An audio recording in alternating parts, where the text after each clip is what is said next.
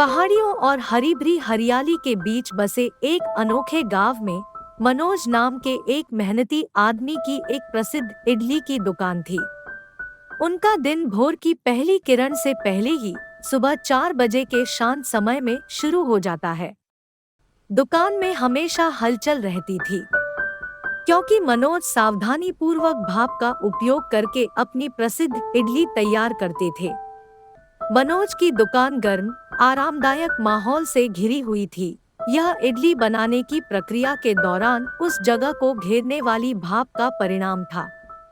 दुकान का डिजाइन अनोखा था। पीछे की ओर एक खुली खिड़की चिमनी के रूप में काम करती थी, जिससे भाप और गर्म गैसें सुबह की हवा में निकल जाती थी।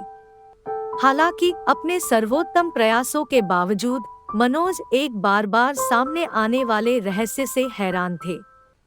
हालांकि वह 5000 इडली के लिए बैटर तैयार करता था, लेकिन जब परोसने का समय आता था तो उसके पास केवल 4000 इडली ही तैयार होती थी।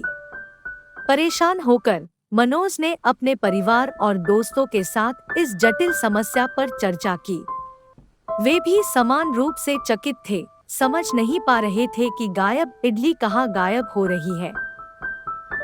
गांव के भीतर फुसफुसाहट फैलनी शुरू हो गई। लोग बातें करने लगे कि एक शरारती भूत है जो इडली की दुकान में आता है, लेकिन उसने दूसरी विंडो को वैसे ही छोड़ दिया। उसी दिन सुबह 6 बजे मनोज परोसने के लिए कुछ इडली लेने के लिए दुकान की रसोई में गया। जैसे ही उसने प्रवेश किया, उसकी आंखें अविश्वास से फैल गई। एक आकृति तेजी से लेकिन सावधानी से आगे बढ़ रही थी और इडली लिए जा रही थी। मनोज का दिल जोर से धड़क उठा।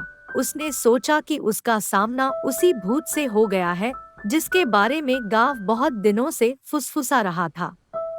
भय और दृढ़ संकल्प के मिश्रण के साथ मनोज चिल्लाया, वहीं रुक जाओ, हिलने की हिम्मत मत करना। जैसे ही वह छायादार आकृति के करीब पहुंचा, उसे एहसास हुआ कि यह कोई भूत नहीं था। यह उसका अपना पड़ोसी सोहम था, जो कुछ ही दूरी पर रहता था। सोहम से भिड़ते ही मनोज के मन में सदमा और गुस्सा उमड़ पड़ा। शोर शराबा सुनकर गांव वाले तेजी से इकट्ठे हो गए और चल रहे नाटक से चिंतित हो गए।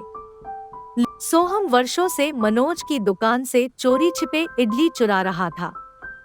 बहुत चर्चा के बाद गांव वालों ने इस निर्णय पर आया कि सोहम अपने कार्यों के मुआवजे के रूप में 1 वर्ष तक प्रतिदिन सुबह 4 बजे से 9 बजे तक इडली की दुकान पर काम करेगा।